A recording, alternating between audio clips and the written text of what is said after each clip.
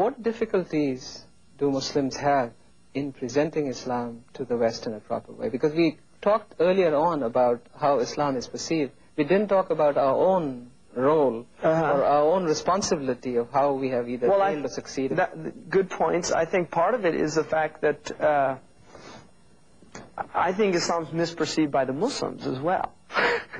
I mean, it's not just a misperception that the Western people have, it's also a misperception that the Muslims have. And part of that is the fact that Islam has been reinvented, or, you know, what they term in philosophy or religious studies, redacted, by late 19th century and 20th century modernist revisioners of Islam.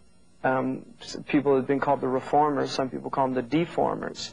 Who do you mean? I don't really like to get into specific individuals, because I think you're dealing with, on the one hand, infiltration into the Islamic academic cadre, which is quite pernicious. But on the other hand, you're dealing with just, unfortunately, people that were caught up in the flow of what was happening. I mean, when the Muslims were defeated by the colonialists, this was a great shock to the Muslim Ummah. And I think what happened is suddenly they were having to deal with the fact we've been defeated by the Europeans, who for centuries the Muslims had looked down on them as being unworthy of even their consideration. And you can see some of the letters that were written by Muslim rulers, unfortunately, to the Europeans, really with disdain and loathing. And so, you know, I think that one of the things that God does is He cures people with the thing that you know, with the medicine that they need to be cured, and the medicine of arrogance and pride. You know, the medicine is a very bitter medicine. It's called humility and submission. And I think what's happened to a Muslim world that became very arrogant and very prideful, we have really been humiliated.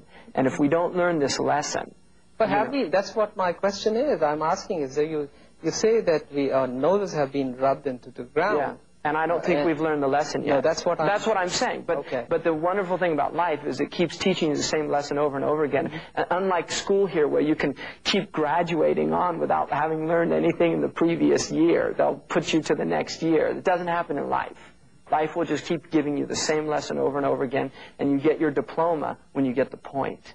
Right? And we haven't gotten the point. Because Muslims still think somehow that La ilaha illallah it gives you some exalted position by the mere fact that you state that. Well, if that was true, then the hypocrites would certainly not be in the lowest portion of hell, because they say that too. So La ilaha illallah really, on the tongue, saying it has no you know, no meaning unless it's emanating from the heart. Doesn't get you any bonuses. And if it emanates from the heart, it manifests on the limbs. And if it manifests on the limbs, you have a human being that's called a Muslim.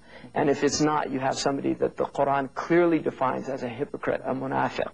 Somebody that, in fact, the way the Quran articulates is يُخَادِعُونَ اللَّهَ وَالَّذِينَ آمَنُوا وَمَا يَخْدَعُونَ إِلَّا أَنفُسُهُم. They attempt, and it's mukhada'a in the Arabic language is an attempt. They attempt to fool Allah and those who believe, and they only succeed in fooling themselves. And there's another version, which is the Warsh version, which says, وَمَا يُخَادِعُونَ إِلَّا أَنفُسُهُم, and they only attempt to fool themselves. In other words, the self-delusion ultimately, yeah, you can be self-deluded, but ultimately you know in reality what the truth is.